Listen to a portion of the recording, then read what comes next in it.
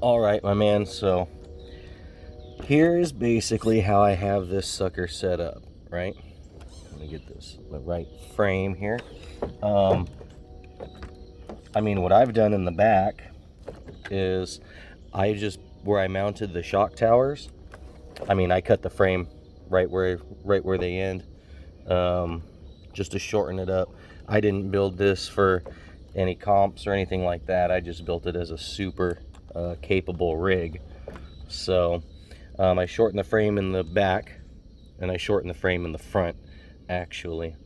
Um, then when it comes to the body, I really use this elastic cable to kind of help me maintain it right there.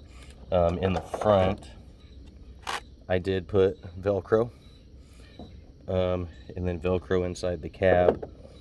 I used the posts and I just cut the nipples off the top, drilled a hole, used a piece of sheet metal, drilled a hole in that, ran a flush mount screw through there, glued Velcro on top. It does a pretty good job.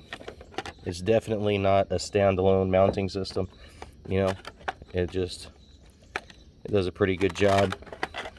It'll hold it steady. This holds it on. That's just a little clip. So anyways, then from there, we can start in the front. So I'm running the SSD diamond axle housings. They're pretty badass. The pumpkin itself is plastic and it has a diamond shape, so no real flat spaces or things to get hung up on. Oh man, it's a little loose, isn't it? The tubes, they're what they call heavy metal, so I'm guessing it's a mixture. It's basically a pot metal. I like these a lot, just because, for the simple fact that, yeah, the plastic slides, gives it a little bit extra weight. They do pretty good. I've got aluminum C-hubs right here. Another reason I like these housings is because you can adjust them. And what I mean is, if you look at the C-hub here, there's grooves, so it doesn't go on one way. It slides in, and it's a pinch mount. So what I've done is I've actually cocked them back a little bit. And what I mean is, these, if you look, they don't sit flush, because that's straight. You can see how they're pointed up. So what that allows is, when you turn, number one, it gives you better turning radius because your bar is over the pumpkin instead of running into the front of it. And two, if you look, the wheels, when you turn them hard, they actually kind of roll over. So if you're climbing up a rock, see, they're not turned square, they're kind of actually angled and pulling up and over. So that's one reason I really like these axle housings. You can adjust, I don't know what you would call it, but like I said, I just kind of kick them back, so they give you, instead of a square turn, it's kind of an up and over turn, if that makes sense. Hot racing brass knuckles, just like I'm doing on the other truck. These are awesome. There's a lot of companies that make them, but Hot Racing, they include shims, and their fit and finish is just flawless. Some of the other ones, the cheaper ones, you get bound up, and they just don't perform as well. Like I said, the fit and finish isn't there. So that's pretty much what I got going on in the front. I'm running stock axles, but I am running the SSD overdrive gears in the front. Get the front tires spinning just a little bit faster. I think they're like a 10% or something like that. I think it's like 10%, 10 or 15. But that's what I've got in the front. I'm also using aluminum link mounts. I like aluminum. These trucks, my truck, I should say, is heavy. It's right about just shy of 10 pounds with a battery. So I did try to get rid of a lot of plastic, just for the simple fact that it's so heavy, it's going to break. You know what I mean? The aluminum's a little bit more resilient. Being as most of the parts on here that are aluminum are short, stubby parts, I'm not too worried about them bending. You know, not like on a basher where you have your arms are aluminum and all that, and you can tweak them. I mean, if I break an axle, I break an axle. I think these housings are only like 28 bucks for the whole set. Then, as far as the like the body mounts or the front shock towers, if you will, these are just like some Chinese knockoff aluminum ones. I don't need anything fancy for the front. I run the IERC shock keys, which are pretty legit. They just allow you to reposition the shocks. I move them back just a little bit because I do want to get that front down low. The lower you can get to the ground, the more vertical you can go. And that's what I'm really going with this build. It is really, really low. Even with the XLs, I mean, I've only got maybe 2 inches of clearance. So, I run those. Of course, I run the Pitbull shocks. They're the Chronic shocks. I mean, man, number one, they're smooth as can be. And number two, I've had these things on here for 4 months at least, and I beat the hell out of this thing, and I have yet to have a leak. So I'm super impressed with those. Those are top notch. I'm also running the NSDRC servo. It's a direct power servo, the RS800. It's a direct power servo, so you don't have to run a BEC or any type of voltage regulator. This plugs right into the battery. Where's it at? It's right here.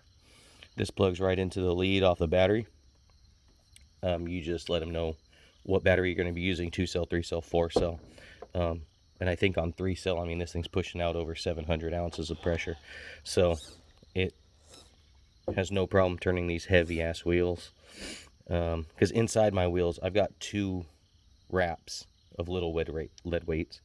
I think each wheel is like 7 ounces just in lead. Yeah, it's a little bit absurd. There's a pound in the front tires. This thing's freaking heavy. So that covers that. You know, simple things. Vanquish, servo horn.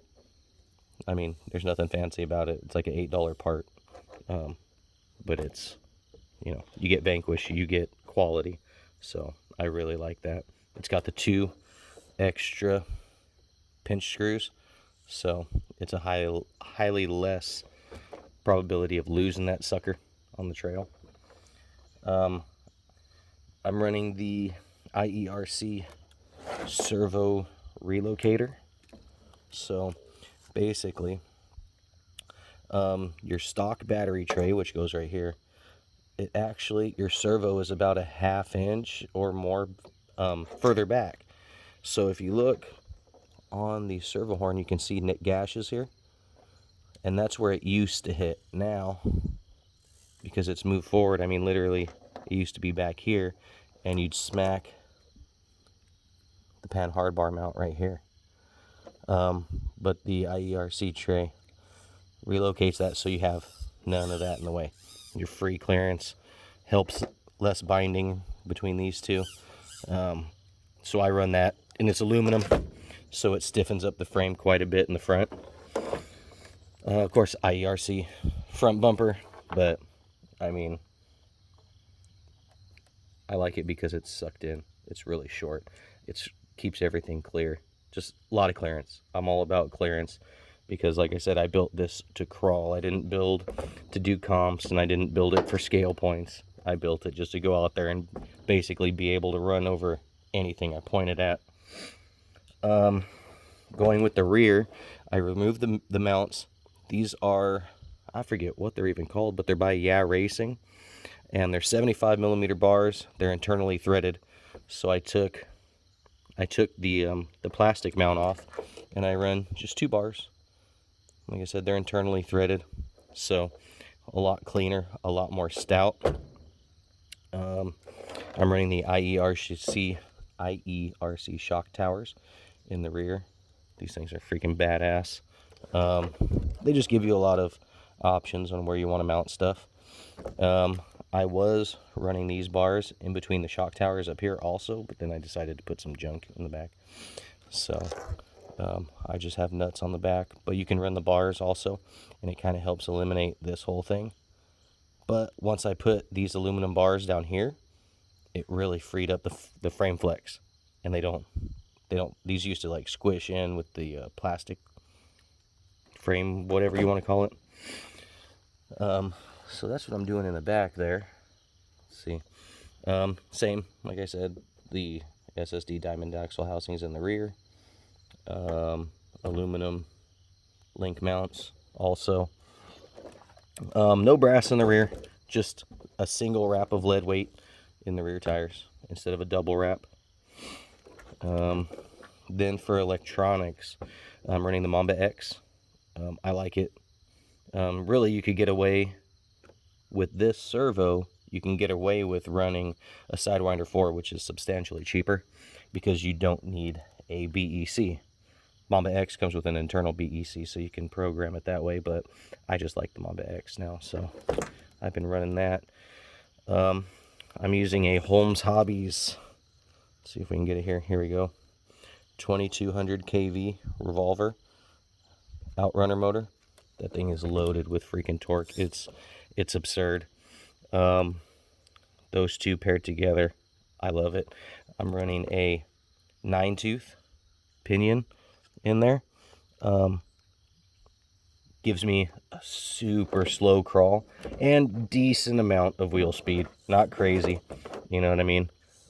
It's a heavy ass truck. You get too much wheel speed going and it's going to get out of control real fast. You're going to end up breaking something when you've got, you know, almost 1.5 pounds of weight just in your wheels.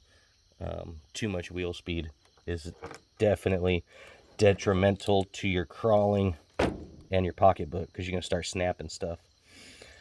Let me see, what else do I got going on here? I mean, really, to be truthfully honest, that's really all about I've done. I mean, it's got IERC sliders. They're nice and narrow. These ones are for the Power Wagon. They specially fit the Power Wagon. I mean, it just butter right in there, you know what I mean? I'm running those, and I'm running the Incision drive shafts also, the steel drive shafts, along with a Hot Racing, you know, all steel gears with the aluminum transmission housing. Other than that, I mean, that's really all I've done to it. Like I said, the fact that I have these cambered forward rather so far, it brings the center of gravity way down. The shocks aren't sticking straight up. It's leaned over. The chassis is brought down a lot lower. But with the angle, you're still getting a ton of flex. I mean, you know what I mean? That's still a hell of a lot of flex. And I run them a little bit stiffer in the rear because when you're going up, you don't want that ass end to sag down. You know what I mean? You want to keep it kind of up. But really, like I said, that's all that's really going on there. Just a lot of weight down low. You know, like I said, this thing's running close to 9 pounds. Most guys that do comps, their trucks are running in the 6-pound class. I don't comp. I go out to national parks and stuff like that and just try to climb everything, and that's what I'm doing. You know, comps is a lot slower, a lot more technical. I'm just trying to go out there and climb the hill, climb the rock, you know what I mean? I'm not worried about hitting cones or nothing like that. And as they say, you know, objects in motion stay in motion. So I got a little bit of weight in my wheels. They get going. Chances are it's going to keep going, you know. I'm running the Spektrum receiver, you know, with the DX5 controller, which gives me a lot of, you know, options. I've got quite a bit of throttle curve, so I can get that really slow start, you know what I mean, and just get that thing creeping. Slower than that, hell. But yeah, other than that, I mean, that's pretty much what I've got done to it. This thing kicks ass, and it's pretty damn stout, to be honest. I think the worst thing I've done is I bent an axle. But when you've got 10 pounds falling, you know, 5 feet on its wheels, that's going to happen. But no, other than that, I mean, I beat the holy hell out of this thing just about every weekend, and it stands up. I've gone through about 8 or 9 of these, and with this, all I've had to do is replace the, actually not even the gears in the front. I had to replace the diff gears in the rear. And then I had to, actually, I have to, I don't think I have yet, but here, where the Panhard mount goes, I need to put a washer or a bigger screw because this sucker pops off. It's taking too much abuse. That link end is just getting worn out, but I mean, it still holds. It's still pretty steady, so I'm just going to put a washer over there, keep that sucker from popping off. But yeah, man, if there's anything else, feel free to hit me up, and I'll be more than happy to answer any questions of what I've got going on here. Nothing else I can really think about. I can be a little bit more descriptive as far as the weights that are in the wheel. They're lead weights. They're 1/4 ounce each. They're solid lead. A lot of the ones, the cheaper ones that you can get, they're pot metal with lead, so they're large and heavy. These ones are solid lead, so I mean, they're that freaking big, and I can fit 2 rows of them side by side all the way around the wheel. And I think it's 7 ounces because they're 1/4 ounce each, and I've got them wrapped all the way, so there's 2 full wraps, so there's 14 ounces. No, sorry, there's like 3.5 ounces per wrap, 2 wraps, so it gives me a 1/2 pound in the front, so almost to a pound of weight just in the tires. And I mean, as far as stability, man, it doesn't get any. This thing don't, you know what I mean? When you talk about weight, I mean,